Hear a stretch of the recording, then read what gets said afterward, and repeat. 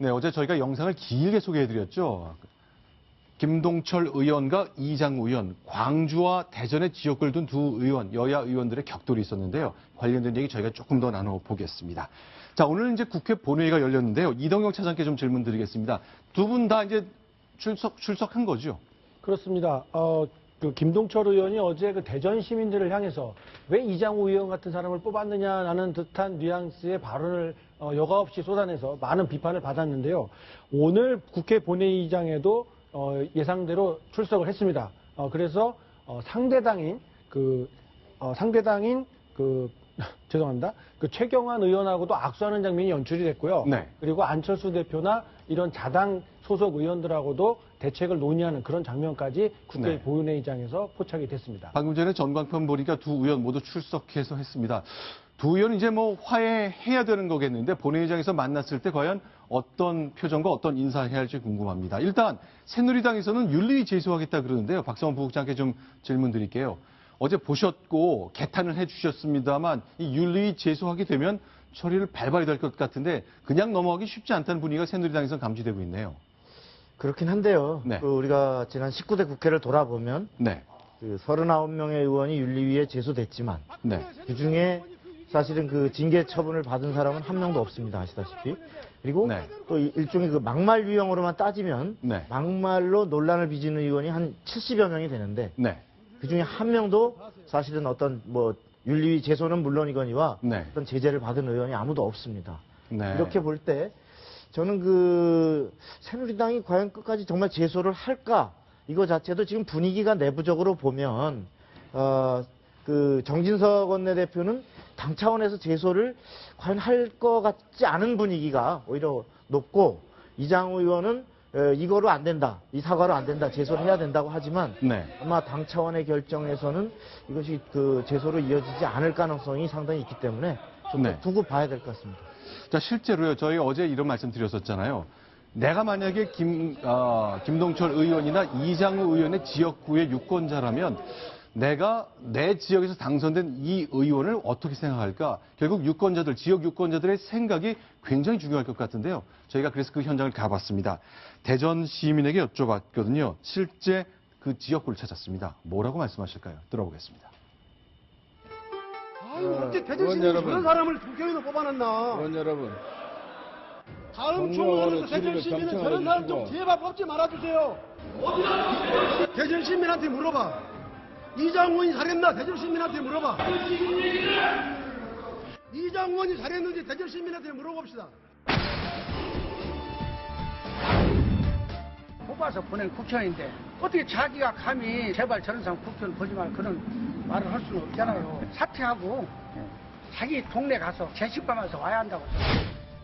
우리가 국회의원님을 뽑아줄 때는 모든 일을 잘 하셨기 때문에 다시 국회로 보내신 거예요. 국민의당에서 그러나 저러나 한다는 게 너무 분하고 화가 나옵니다.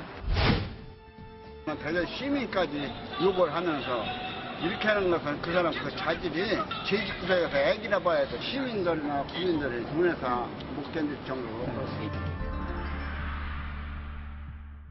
자, 저희가 이제 대전에서 만난 시민들의 말씀을 들었기 때문에 그 대전 지역에 대한 골고루 의견이라고 보기는 좀 어렵겠습니다만 저는 현장의 목소리가 분명히 존재한 건 사실인 것 같습니다. 물론 대전에도 그 야당을 지지하는 유권자가 네. 있을 것이기 때문에 네. 사실 그래서 수백 명, 수천 명 찾다 보면 네. 김동철 말이 틀린 말 아니지 이런 사람도 있을 수는 있겠죠. 그러나 근본적으로 어떤 그 이장우 의원이 의사 진행을 다소 방해하는 듯한 발언을 했다고 해서 그 원인을 촉발시킨 것은 사실은 김동철 의원이 총리를 상대로 질문하다가 격한 용어를 써가면서 이러한 그 말을 하고 그에 대해서 항의를 이제 하단에서 한 건데 이것에 대해서 그 항의하는 의원의 지역구까지 들먹이면서 지역구 유권자들까지 어떻게 대전 사람들은 저런 국회의원을 뽑았느냐 이런 식으로 어떤 그 유권자를 폄하하는 듯한 이것은 아주 잘못된 것이고요. 제가 볼 때 김동철 의원의 오늘 사과 수준에서 무엇보다도 미흡한 것은 그러한 국민의 무서움, 유권자들을 높이 받들겠다는 자신의 어떤 선거 때 했을 그 얘기에 비해서 잘못했다는 부분을 제대로 좀 더 사과하지 못한 부분, 네. 이런 부분이 상당히 아마 아쉬움으로 남는 대목입니다. 자, 대구 동구 지역구를 찾아서 저희가 말씀을 들었거든요. 그러면 광주 광산구, 광산갑이 김동철 의원의 지역구인데요. 자, 광주 분들은 어떻게 생각하실까요? 들어보겠습니다. 제가 정치는 잘 모르나 대정부 질문에 끼어든 국회의원 모습은 보기가 안 좋아 보였습니다. 질의 중에 계속적인 방해를 한 이장우 의원이 잘못된 것 같습니다. 네, 그러나 김동철 의원도 말을 자리에서 했으면 참 좋을 것 같습니다. 의정 활동을 참 잘하고 있는 편입니다. 김동철 의원이 정부에 대하여 할 말 하고 있는데 왜 질문 도중에 끼어드는지 모르겠다. 자, 광주분들은 대체로 김동철 의원이 뭘 잘못했느냐 이런 의견. 역시 또 이제 광주 광산갑이니까 뭐 지난 4선을 하는 과정에 많은 대면 접촉이 있었으니까 약간 팔이 안으로 굽는 게 있을 것 같습니다. 광주 광산갑의 민심은 저희가 좀 확인해 봤습니다. 박성훈 국장, 예상하신 대로입니까? 어떻습니까? 네, 뭐 대체로 예상했던 대로인데 네. 바로 이제 저러한 어떤 사실은 이장우 의원이 이만큼 잘못했지만 네. 국회의원으로서 이 부분은 정말 잘못된 거다라고 네. 따끔하게 꾸짖어 주시는 네. 이런 풍토가 되면 김동철 의원도 앞으로 선거 때 과연 저렇게 앞으로 할 수 있을까. 네. 근데 지금 어떤 자꾸 그 지역에서의 어떤 대립적인 것으로 네. 우리 지역구 의원이 뭘 잘못했냐 이런 식으로 가게 되면 앞으로 국회는 갈수록 거칠어지고 이번에 뭐 국회의원 특권 내려놓기 또 면책 특권 얘기까지 나오는 상황입니다만 네. 국회는 전혀 바뀌지 않을 것이다. 그런 얘기를 하고 싶습니다. 만약에 가정입니다만 지금 저희가 보여드린 저 동영상을 4년 뒤 총선 때 저 더불어민주당 출신 광주 광산갑 후보가 자 이제 큰 스크린에 틀고 이제 지역을 다니는 거예요. 여러분 우리가 뽑은 여러분이 4년 전에 뽑은 이 의원이 국회에서 이렇게 했습니다라고 보여주면 득표에 도움이 될까요 안 될까요? 근데 지금 광주 광산갑의 유권자들 말씀 들어보면은 할 말 잘했는데라는 생각이시네요. 근데 저는 지금 저기 광주 유권자분들의 저 목소리도 네. 과연 광주 유권자들을 정말 우리가 가서 다 민심을 들었다고 할 수 있는가? 네. 이 부분에 대해서도 조금 회의적인 것이 네. 실제로 보면 광주에 가서 또 얘기를 들어보면 잘못한 건 잘못한 것대로 분명히 말씀하시는 분들도 있어요. 네. 그러니까 그런 목소리를 다 밑바닥에 흐르는 얘기를 갖고서 어떤 그 잘못한 것만큼 야단 맞고 또 그런 것을 같이 평가받는 이러한 그 어떤 정치 풍토가 될 때 아마 저런 현상도 갈수록 좀 줄어들지 않을까 이런 생각이 듭니다. 저도 이제 어젯밤에 이제 집에서 국회 방송으로 재방송되는 대정부 질문을 제가 상당 부분 좀 다시 봤거든요.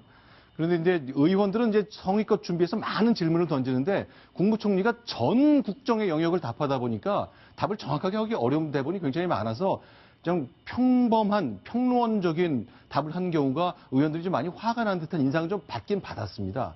자, 국회에서의 대정부 질문 방식 때문인데요. 자, 그러나 김동철 의원 3년 전에도 국무총리를 상대로 대정부 질문할 기회가 있었는데 그때도 좀 격한 발언을 많이 내놨습니다. 그 장면으로 다시 돌아가 보겠습니다.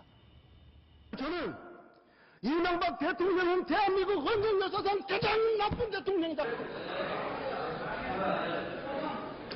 할 말 있으면 나와서 말해. 이명박 대통령은 헌정 역사상 가장 나쁜 대통령이야. 이명박 대통령이 얼마 전에 도덕적으로 완벽한 정권이라고 그랬습니다. 도덕이 완벽하게 무너진 정권이죠. 이명박 대통령이 마지막으로 국민을 위로하는 일은 국민적 의혹과 공분을 사고 있는 이 권력형 사건에 대해서 법의 심판을 받고 차기찬 감옥에서 눈물의 참여력을 쓰는 것이라고 저는 그렇게 생각합니다. 2013년 2월이면 퇴임 직전 상황이겠군요. 그렇습니다. 퇴임 직전에 국회에서 이제 한 발언인데 네. 현직 대통령의 잘못에 대해서는 분명히 비판할 수 있습니다. 그래서 뭐 야당 의원, 여당 의원, 특히 야당 의원 할 수 있는데 그 무엇을 잘못했는지를 구체적으로 적시해서 국민들의 합리적 판단을 구하는 것이 어떤 국회의원이고 또 그것이 개선을 요구하는 그 국회의원의 의무인데 어떤 그런 내용보다는 어떤 가장 나쁜 대통령이야 뭐 이렇게 욕설에 가깝게 이렇게 하면은 의미 전달도 안 될 뿐더러 우리가 그 앵커께서 뭐 이미 워싱턴 특파원에서 더 잘 아시겠지만 미국에서는 그 오바마 대통령을 비판한 네. 공화당 의원에 대해서 네. 그 다른 당도 아닌 공화당 자체에서 아주 호되게 비판이 그 내려지지 않았습니까? 네. 그만큼 어떤 대통령에 대해서 인신공격이라든지 어떤 이런 표현이 아니라 내용을 갖고 경쟁을 해야 되고 지적을 해야 되는 것이 국회의원의 몫이다. 그것을 일탈할 경우에는 국회가 계속 왜 저 모양이냐라고 서로 국민이 손가락질하는 이런 국회는 바뀌지 않을 것이다. 네. 그런 생각이 듭니다. 알겠습니다. 자, 과연 이제 대정부 질문 앞으로 4년 내내 계속될 것 같습니다. 과연 국민들이 어떤 눈으로 국회의원의 질문의 품격을 바라보는지, 그리고 특히 정부도 마찬가지입니다. 답변의 품격과 정확성을 말하는 건지 정말 정밀히 봐야 될 것 같습니다. 저희가 그 역할을 충실히 하겠습니다. 자, 이번엔 세 번째 소식입니다. 순위 확인합니다.